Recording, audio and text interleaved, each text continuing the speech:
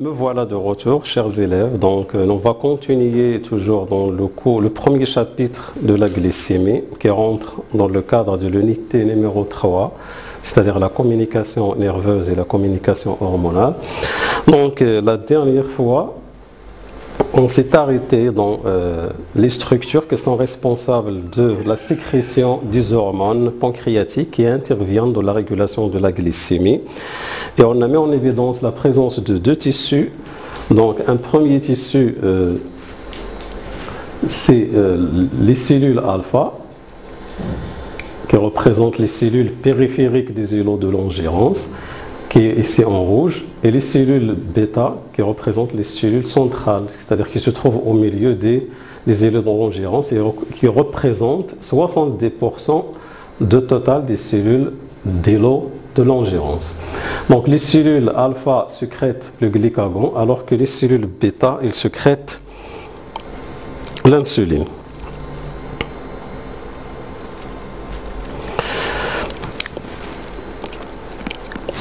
Donc on passe maintenant à la glycémie qui est un système auto-régulé. Donc on va faire varier le taux de glucose et on va doser en même temps le glycagon et l'insuline plasmique. Donc au début, c'est-à-dire lorsqu'on a une concentration très faible en glucose, donc on note une concentration ici nulle pour l'insuline, alors qu'on a un taux élevé de glycagon. Donc on peut diviser le graphe en trois domaines, c'est-à-dire avant, lorsque la concentration du glucose est inférieure à 0,8, ici, c'est-à-dire de 0 à 0,8, puis de 0,8 à 3, et enfin, lorsque la concentration du glucose est supérieure à 3 grammes par litre. Donc, c'est-à-dire entre 0 et 0,8, donc on note l'absence de l'insuline et une augmentation de glycagon qui commence toujours à chuter ou bien à diminuer tant que la concentration de glucose ici augmente. Dans le deuxième domaine, on note toujours une diminution du glycagon, mais parallèlement, on note une augmentation de la concentration de l'insuline jusqu'à 3 grammes par litre. Une fois dépassé la concentration de 3 grammes par litre pour la glycémie, donc on note l'absence du glycagon, donc la concentration est égale à 0, et on a une concentration importante en insuline. Donc on peut conclure à partir de cette étude que la concentration de glucose dans le sang, c'est un phénomène qui est autoréglable, c'est-à-dire que la glycémie est régulée par la concentration de glucose. C'est-à-dire lorsqu'on a élévation de taux de glucose, donc on aura la sécrétion de l'insuline, et lorsque le taux de du glucose diminue dans le sang, donc on aura la sécrétion de glycagon. Donc on peut conclure que le glycagon est une hormone qui est hyperglycémiante, c'est-à-dire elle permet d'augmenter le taux de glucose dans le sang, alors que l'insuline est une hormone qui est hypoglycémiante, donc qui permet de diminuer la concentration de glucose dans le sang. Donc on avait dit que c'est un phénomène autoréglable. Donc dans le cas d'une hypoglycémie, c'est-à-dire lorsque la teneur du glucose dans le sang diminue, donc on aura excitation des cellules alpha, donc les cellules alpha seront excitées et elles vont sécréter le glycagon. Donc le glycagon va intervenir au niveau des cellules hépatiques et différents autres organes cibles, tels que les muscles et aussi les tissus adipeux, c'est-à-dire les graisses,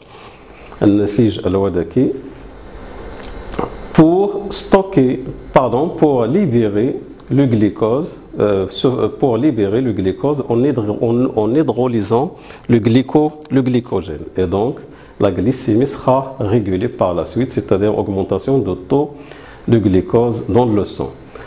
Dans le cas contraire, lorsque on a une hyperglycémie, donc on aura excitation des cellules bêta Et ces cellules, elles vont sécréter l'insuline, et l'insuline va intervenir au niveau des organes cibles, c'est-à-dire au niveau des cellules hépatiques et aussi au niveau des myocytes et des adipocytes, pour stocker le glucose sous forme de glycogène ou bien sous forme de triglycérides dans les tissus adipeux. Donc les cellules des îlots de Langerhans sont très sensibles au glucose et elles sécrètent l'insuline ou bien le glycagon pour réguler la glycémie comme suit. Donc le pancréas, on avait dit que c'est une glande mixte, c'est-à-dire elle est à la fois endocrine et exocrine. Exocrine car au niveau des acénés, on a la sécrétion de sucre digestif qui intervient dans la digestion, donc sécrétion exocrine. Et au niveau des îlots de Langerhans, donc nous avons la sécrétion des hormones. Et ces hormones, donc sécrétion endocrine, vont intervenir dans la régulation de sang. Donc si on a une hypoglycémie, donc les cellules alpha vont être excitées et on aura la synthèse ou bien la sécrétion de glycagon. Si on a une hyperglycémie, donc les cellules bêta vont être excitées et on aura la sécrétion de l'insuline. La glycogénèse se déroule comme suit, aussi la glycogénolyse. Donc, on a la transformation, bien l'hydrolyse de glycogène qui donne le glucose, c'est-à-dire augmentation de la glycémie sanguine. Donc, cette réaction elle est activée par le glycagon. Alors que la réaction contraire, la réaction inverse, c'est-à-dire la formation, bien la synthèse de glycogène à partir du glucose, donc elle est catalysée ou bien activée par la sécrétion de l'insuline. Et donc, le taux de glucose donc, va représenter dans le sang, donc va stimuler soit les cellules alpha ou bien les cellules bêta selon les cas, c'est-à-dire selon qu'on a une hypoglycémie ou bien une hyperglycémie. Donc au niveau des îlots de Langerhans, donc nous avons des cellules bêta, et donc ces cellules bêta, dans le cas d'une hyperglycémie, donc ils vont sécréter, ils vont synthétiser de l'insuline qui sera stockée sous forme de vésicule. Dans le cas d'une hyperglycémie, donc on aura la fusion de la membrane des vésicules avec la membrane de la cellule, ce qui permet de libérer par exocytose l'insuline dans la circulation sanguine. Et donc, libération de l'insuline dans la circulation sanguine au niveau des vaisseaux sanguins et qui sera intervenir au niveau des cellules cibles. Par exemple, ici, on prend le cas d'une hépatocyte, c'est-à-dire une cellule du foie. Donc, au niveau de cette cellule, c'est-à-dire au niveau de la membrane, on a des récepteurs qui sont ici en vert, ce sont des récepteurs spécifiques à l'insuline. Donc, ici, nous avons une forme triangle, c'est-à-dire qu'on a une complémentarité entre le récepteur et l'hormone ici qui est l'insuline. Donc on aura fixation de l'insuline sur ces récepteurs spécifiques au niveau de la membrane, ce qui va déclencher un certain nombre de réactions au niveau du cytoplasme de l'hépatocyte. Et donc, le premier messager qui est l'hormone insuline sera transformé en un deuxième messager. Généralement, ce sont des protéines membranaires qu'on appelle les protéines G.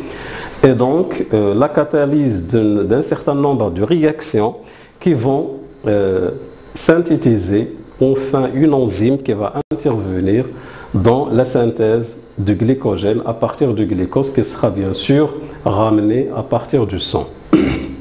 Donc on aura l'entrée du glucose de la circulation sanguine vers les hépatocytes grâce à des canaux bien sûr membranaires spécifiques pour le glucose.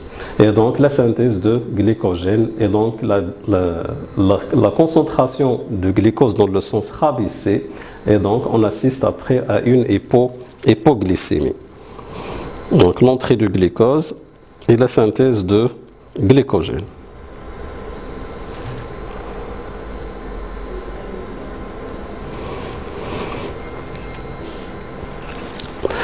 Donc maintenant on passe au mode d'action des hormones sur les cellules cibles comme on a déjà vu. Donc on peut le diviser en trois étapes. Donc la première étape c'est la réception du message hormonal.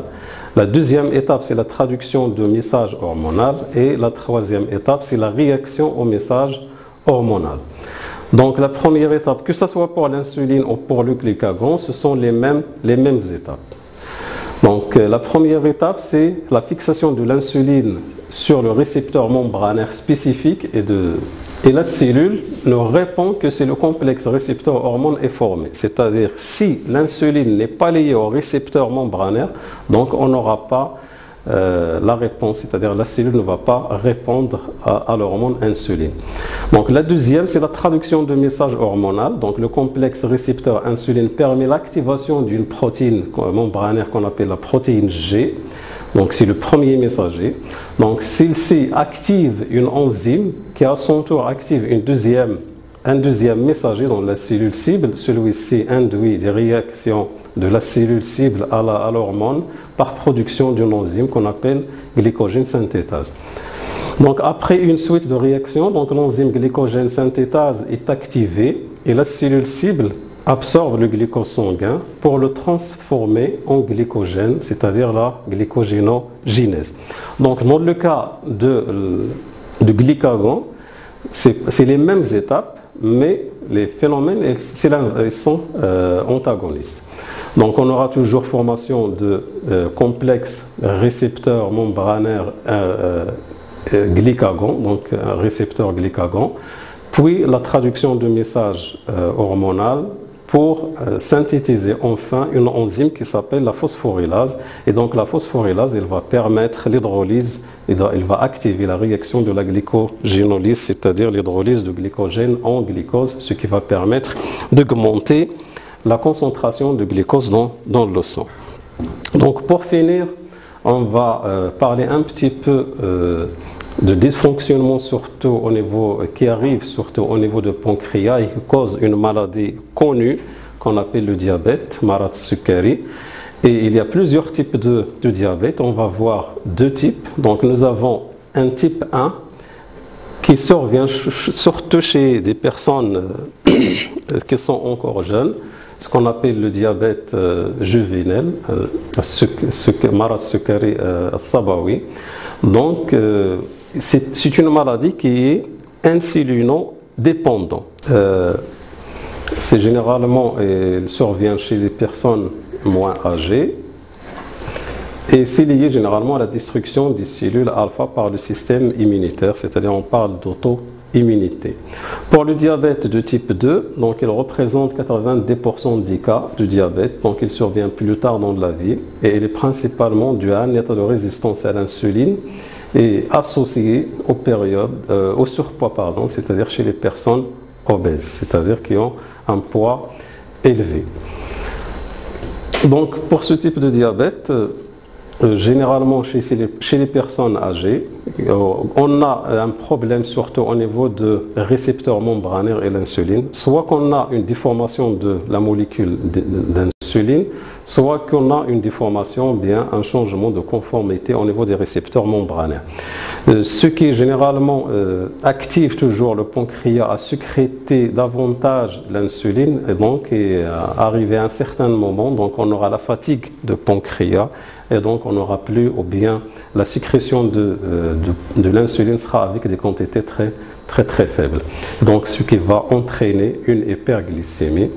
Et donc dans ce cas, on fait appel généralement à des médicaments, soit des comprimés, soit ou bien dans le pire des cas, c'est l'injection de l'insuline. Donc voilà, on touche à la fin de ce chapitre.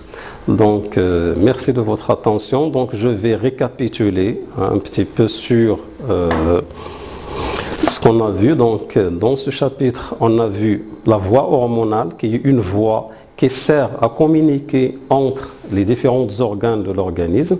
Et cette communication, elle est obligatoire pour toujours assurer l'intégrité de l'organisme et aussi pour avoir l'équilibre interne, c'est-à-dire l'homéostasie. Donc les organes primordiaux qui interviennent dans la régulation de la glycémie, c'est le foie et le pancréas. Le foie, car il stocke le glucose en cas d'une hyperglycémie, et aussi il libère le glucose en cas d'une hypoglycémie. Donc on a ici deux types de réactions, surtout au niveau du foie. La même chose aussi au niveau du tissu musculaire et au niveau du tissu adipeux. Là, c'est la même chose. Donc, deux types de réactions. Donc, la glycogénogenèse qui se passe lors d'une hyperglycémie et la glycogénolyse qui se passe lors d'une hypoglycémie. Ce qui permet toujours de garder la glycémie aux alentours d'une constante biologique, c'est-à-dire d'une valeur de référence qui est de l'ordre de 1 g par litre.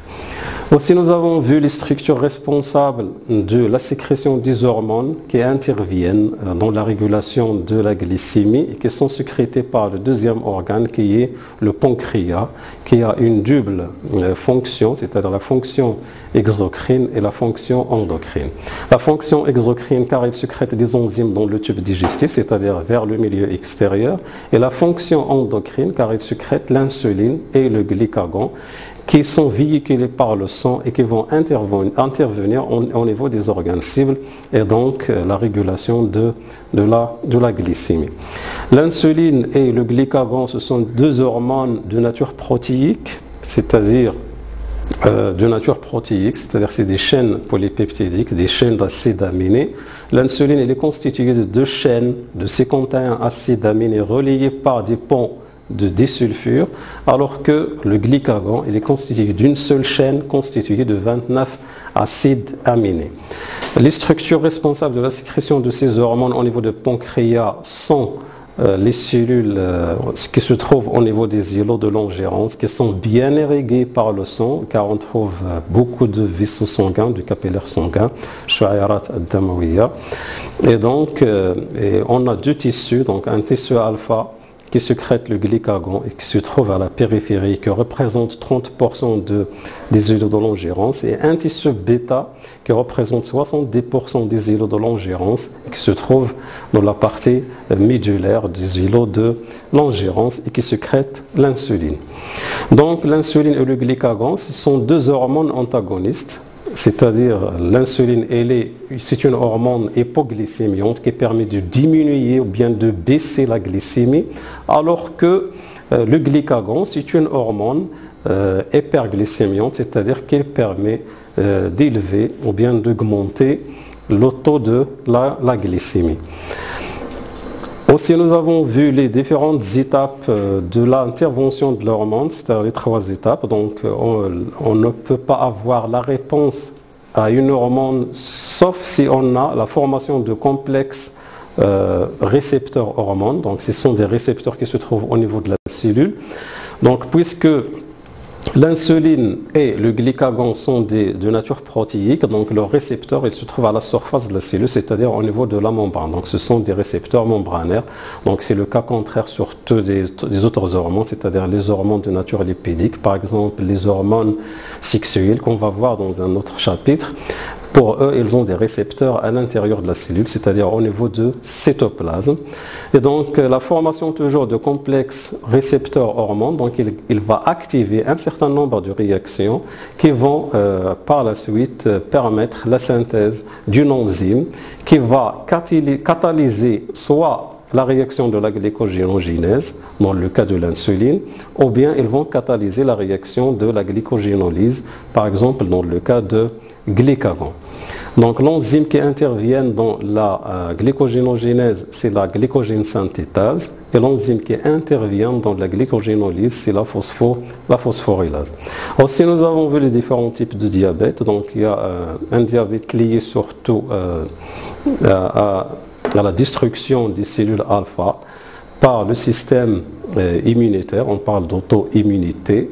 Généralement, la cause il est inconnue, mais il peut être lié à l'infection surtout virale. Et c'est le sujet, comme je viens de dire, de l'année prochaine, Inch'Allah. Et un deuxième type, c'est donc qui atteint surtout les personnes les plus âgées.